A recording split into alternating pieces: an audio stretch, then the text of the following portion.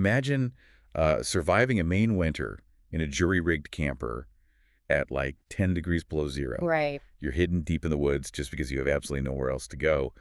And then, imagine walking to a state office to finally ask for help and Uh-huh. finding out that because you own that freezing, broken-down camper, Yeah, that literal metal box. exactly, the government considers you too wealthy to receive food stamps. Welcome to this deep dive. If you're joining us today, you are stepping right into the Perfectly Homeless State Scorecard series. It's a massive undertaking, but a genuinely vital one. I mean, the premise is simple, but it completely dictates human survival. Homelessness is experienced totally differently in every single state. Yeah. The laws, the local housing markets, the climate, they all create this unique web that either, catches you when you fall or just completely traps you. And today, we are building a scorecard for Maine in real time. Yeah. We aren't just reading you a list of statistics. We're looking at the lived reality and the brutal mechanics of how these systems actually work on the ground. Right, the human element. Exactly. Now, I want to be really clear right up front. The score we are building today will evolve dynamically throughout our conversation. You will not get the final grade until the very end of the episode. Okay, let's unpack this. Where do we even begin with Maine? Well, we really have to start with the scale of the issue and what I would call the illusion of progress. Oh, interesting. What do you mean? So if you look at the federally mandated point-in-time counts, which is that snapshot survey the government conducts every single January, the numbers for Maine showed this massive drop. I mean, in 2023, there were over 300 individuals officially experiencing homelessness. Okay. By 2025, that number had dropped to about 2,400. Wait, I need to pause you right there. Are you telling me Maine actually solved a third of its homelessness crisis in just 2 years? Like, did people suddenly get keys to apartments, or did the math just change? Because it sounds like a game of musical chairs, where the state just stopped counting the people who didn't have a seat. Oh, the math absolutely changed. It's a structural illusion. During the pandemic, the state used emergency federal relief funds to place hundreds of unhoused individuals into emergency motel rooms. Right, the COVID hotel program. Exactly. And under the Department of Housing and Urban Development, or HUD, if you are in a motel that's paid for by a government program, you are officially counted in their system as sheltered homeless. Meaning you're on paper, you have an address of sorts, so an outreach worker can physically find you and tick a box. Precisely. But by 2024 and 2025, that pandemic funding dried up. And those people didn't, suddenly buy houses. Right. They were forced out of those motels and into what HUD classifies as informal arrangements. They started couch surfing, or they bought cheap, uninsulated campers and dragged them into the woods. Wow. And because HUD doesn't classify doubling up with a friend or hiding off-grid as officially experiencing homelessness, these people just effectively vanished from the official count. So the problem didn't actually shrink. It just became invisible. That's wild. And who exactly is bearing the brunt of this? Are there specific demographics getting hit the hardest here? The demographic breakdown is pretty stark, actually, and it sets the stage for our scorecard. Black, African American, and Native American populations are significantly overrepresented compared to Maine's general population. Okay. And there's this really sharp divide in how different groups experience the crisis on the ground. So families with children are rarely left totally unsheltered. It's less than 0.5% of families with kids out on the street. That's somewhat of a relief. It is, yeah. Yeah. But the unsheltered population, like the people actually sleeping outside in the elements, is heavily dominated by men, making up nearly 67% of that group. Man, that's a pretty sobering baseline. Let's get into the actual grading. So we evaluate the state across 6 categories, starting with category 1, housing affordability. From everything in the sources, the rental market in Maine isn't just expensive, it's actively suffocating lower-income residents. It's a severe bottleneck. The average length of stay in emergency shelters jumped 38% going into 2024. People simply cannot find an affordable exit strategy. And the main mechanism behind that is a massive loss of local housing inventory to the tourism industry. Right, the Airbnb effect. And, I mean, it makes brutal economic sense if you're a property owner, right? Like, why rent a small apartment to a local worker for $1,200 a month when you can just convert it into a short-term summer rental and make that exact same $1,200 in a single weekend? That is exactly the calculus. Property owners know they can make a full year's worth of profit in just a 3-month tourist season. So they just, close the units up for the winter. Wow. It completely strips the market of affordable options for the actual workforce trying to live there year-round. And wait, it gets worse, because the sources mention a massive macroeconomic tax on top of this transportation. Maine is a really highly rural state. The jobs are totally decentralized. It costs about $1,000 a month just to maintain basic transportation. A car payment, insurance, gas, winter tires. Which creates this vicious cycle, because if you don't have a car, getting to those decentralized jobs is nearly impossible. Right. But if you drain your savings to buy a reliable car to get to work, you suddenly don't have the first, last, and security deposit required to actually secure an apartment. It's a total trap.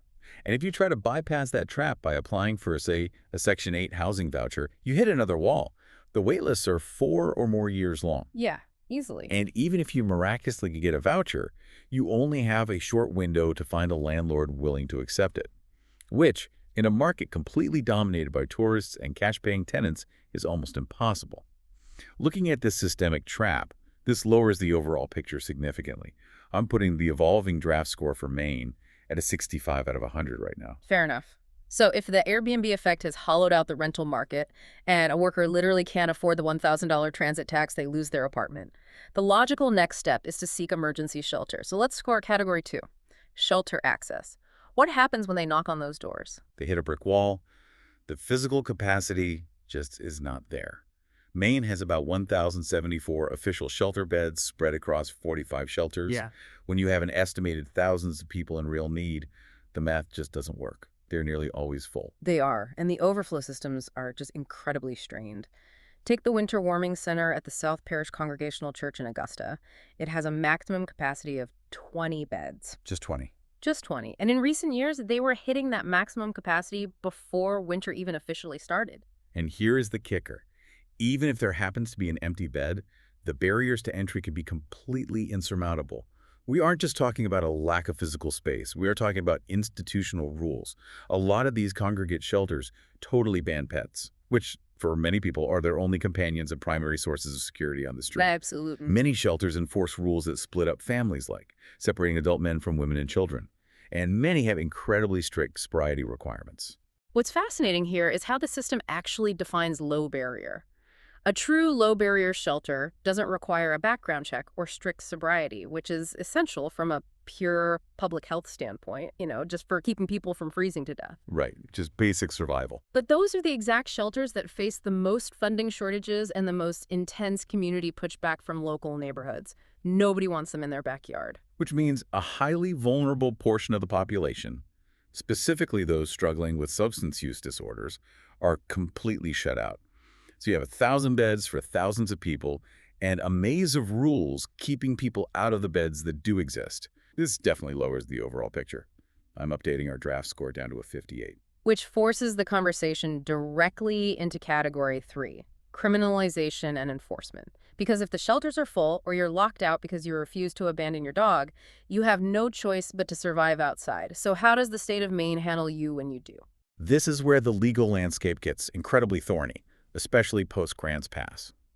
That Supreme Court ruling essentially gave municipalities the green light to enforce camping bans, even if there are absolutely zero shelter beds available.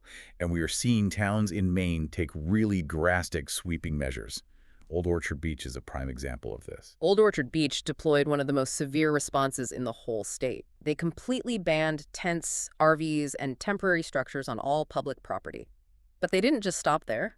They banned them in pay-per-use lots and severely restricted them on private property. Wait, let me understand the mechanics of this. If I own a private parking lot in Old Orchard Beach and I let someone park their RV overnight out of the goodness of my heart, the town comes after me. Exactly. They effectively outsource the enforcement by deputizing private citizens through, honestly, financial terror.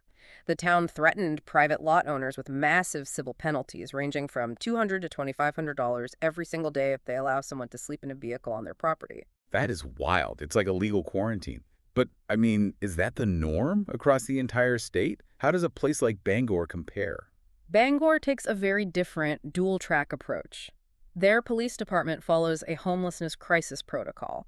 So when officers encounter someone camping or drinking in public, they are instructed to hand out gray cards, which are essentially direct referrals to mental health and housing outreach services. Okay, so more of a diversion tactic. Right, diversion is their stated goal. However, that doesn't mean it's a safe haven by any means. They still retain the authority to and actively do issue citations for criminal trespass or public drinking if they deem it necessary to maintain public order. And then you have Portland, the largest city, which has relied heavily on active city-coordinated encampment sweeps, constantly forcing people to pack up and move from park to park. It's a complete patchwork of enforcement, really. But the undeniable trend leans heavily toward criminalization. Honestly, this shifts the score significantly downward. The sheer punitive nature of towns bankrupting private citizens for showing empathy drops our evolving draft score to a 45. I think that seems like an appropriate moment to pause and look at where we stand. Absolutely. For our listeners keeping track at home, imagine our preliminary scorecard overlay right now flashing a bright red 45. You're looking at the draft score for Maine. But I cannot emphasize this enough. This is just a draft. It is not the final score. We still have 3 critical categories left. Yeah. And how Maine handles the reality of vehicle dwelling could dramatically change this final result. Let's get right into it then. Category 4 is vehicle dwelling friendliness. If the tents are banned in the parks and the shelters are at capacity and apartments require a 4-year wait list, the absolute last resort before sleeping on the concrete is a vehicle. But in Maine, relying on a vehicle for survival is a devastating double-edged sword. Here's where it gets really interesting, because of something called the asset paradox. It's basically bureaucratic gymnastics at its finest. Can you walk us through how this actually works? Yeah, it is arguably one of the most devastating bureaucratic traps in the modern social safety net. Under many state and federal guidelines, if you own a functioning car or an RV, it is classified financially as a liquid asset. Even if the transmission is completely slipping and you are literally living in the back seat? Even if it is your only form of shelter. Let's look at the mechanics of it. Because the state views it as an asset, its estimated Blue Book value is calculated against your eligibility for municipal general assistance or SNAP-B benefits like food stamps. So your rusted, broken-down vehicle pushes your net worth above the poverty threshold on paper. That is maddening. The state essentially looks at a 2004 Honda Civic with flat tires and says, "Oh, I see you're an investor. No food stamps for you." I mean, it would be hilarious if it wasn't actively starving people simply because they refuse to sleep in the snow. And that paradox creates what advocates call the invisible rural frontier. In mid-coast Maine, there are dozens of families, single mothers, and elderly adults who have been totally priced out of their rentals. And because of the asset paradox, they buy cheap, unregistered campers and hide them completely off-grid, deep in the woods on these rural logging roads just to avoid detection by code enforcement. And the physical conditions out there are perilous. They are surviving brutal Maine winters by packing foam insulation under the frames of these campers and relying on jury-rigged propane heaters, which introduces massive lethal risks of carbon monoxide poisoning and fire. And if you are in a regular car, you face a completely different set of logistical nightmares. Maine has 0 official municipality-sanctioned safe parking programs. None. None. There are no West Coast-style lots with overnight security, portable hygiene stations, and caseworkers. So people are forced completely into the shadows. The sources mention people specifically seeking out hospital parking lots because the constant 24-hour traffic makes a parked car sort of blend in. Or they hide in the dark upper corners of the LL Bean parking garage in Freeport just to escape the winter storms without getting towed. Based on this, the total lack of safe parking and the absolute cruelty of the asset paradox, the current draft score is sinking rapidly to a 38. Which logically forces us to ask a question. If people are hiding off-grid in freezing campers to avoid being towed or ticketed, how are they not freezing to death? And that brings us to Category 5, outreach and social services. And this is where the tone really shifts, because it is almost entirely on the backs of grassroots mutual aid. When the systemic safety nets fail, regular citizens are stepping into the void. You have groups like May Needs operating in Portland, coordinating directly with school nurses and street outreach teams to hand out 0-degree sleeping bags, waterproof tents, and insulated winter boots. Right. And in the rural areas, the logistics are even more daunting. Groups like Healthy Lincoln County and the Mid-Coast are doing just extraordinary work. Because these camper communities are so well hidden to avoid eviction or vehicle impoundment, outreach workers literally have to rely on anonymous tips from neighbors just to locate them in the woods. Wow. And once they finally find them, they're delivering clean drinking water, food, and basic survival gear. There's an anecdote in the sources that really stuck with me. A family in the Mid-Coast got evicted from their apartment while they were actively sick with COVID-19. They had absolutely no resources, no energy to fight it in court, so they just dragged a camper onto a tiny plot of land. And it was these local community connectors who found them and brought them groceries and water so they could actually recover. If we connect this to the bigger picture, it highlights a profound duality in Maine. The mutual aid response is genuinely heroic. The community resilience is staggering. But the fact that a family with COVID relies on an anonymous tip to get drinking water delivered to a camper in the woods underscores a catastrophic systemic failure. It's basically citizens doing the government's job. But that level of community care is undeniable, and it saves lives daily. This raises the overall picture. Because of this massive grassroots effort, I'm bumping the draft score up to a 52. Okay, which finally brings us to Category 6, pathways to permanent housing. Because survival in a freezing camper isn't a long-term solution. The ultimate question is, can people actually escape the woods, escape the parking garages, and get back into a real home? There is a major bright spot here. When the resources are actually aligned and properly funded, the system works. The sources highlight a highly coordinated effort between the City of Portland, an organization called Prosperity Maine, and Catholic Charities. Together, they successfully moved over 400 families out of shelters and transitional programs and into permanent housing. That is a massive, tangible victory. It is a victory, and it dramatically shifted the demographics of who is homeless in Maine. Because of that targeted initiative, family homelessness decreased by over 25% going into 2025. But wait, I have to push back here, because this feels like a very selective victory. That is incredible for those 400 families. But what about the single guy sleeping in his Honda Civic? What about the chronically homeless men who made up 67% of the unsheltered population we talked about at the very beginning? Yeah, that is the tragic counterweight here. The resources were heavily targeted toward families and asylum seekers. And while family homelessness plummeted, the population of chronically unhoused single adults actually increased by 11% during that exact same period. Man. The veteran homeless population also increased by 10%. So the pathway to housing exists, but it is incredibly selective based on your demographic profile. It's a triage system. The state essentially decides to save the families, but the single adults get left in the cold. Literally. Okay, let's process this final dynamic update to the evolving score. Factoring in the immense success with families against the systemic failure for single adults, we have our final metrics. Let's look at the final summary. If we summarize this deep dive, Maine presents a deeply polarized landscape. The major strengths are undeniably the relentless grassroots mutual aid networks, citizens literally keeping each other alive, and the proven successful housing initiatives for families in urban centers like Portland. But the major weaknesses are systemic and devastating. You have the asset paradox actively starving people for owning a vehicle to survive. You have severe local criminalization, epitomized by Old Orchard Beach threatening private citizens with $2,500 daily fines just for being kind. You have a rental market completely decoupled from local wages due to summer tourism, and a highly vulnerable, invisible rural population freezing in off-grid campers. So let's assign the specific letter grades for the 6 categories. For housing affordability, considering the rent spikes driven by short-term rentals and the massive transit barriers. The workforce is completely priced out. Next is shelter access. With 1,000 beds for thousands of people and high barriers splitting up families, We give that a D. The beds exist, but the math and the rules lock too many out. Category 3. Criminalization and enforcement. Driven by Portland's sweeps and the severe local bans in places like Old Orchard Beach. another D. The state is relying on punitive measures rather than solutions, which leads right into vehicle-dwelling friendliness with the cruelty of the asset paradox and absolutely zero safe parking programs. That is an F. The system brutally punishes the last resort. For Category 5, outreach and social services. While the systemic funding is flawed, it is saved entirely by heroic mutual aid. I'd give that a solid B. The citizens of Maine are really stepping up. Finally, pathways to permanent housing. We have to balance the incredible 25% drop in family homelessness against the 11% increase in chronic adult homelessness. A grade of C is appropriate. It works, but only for a select few.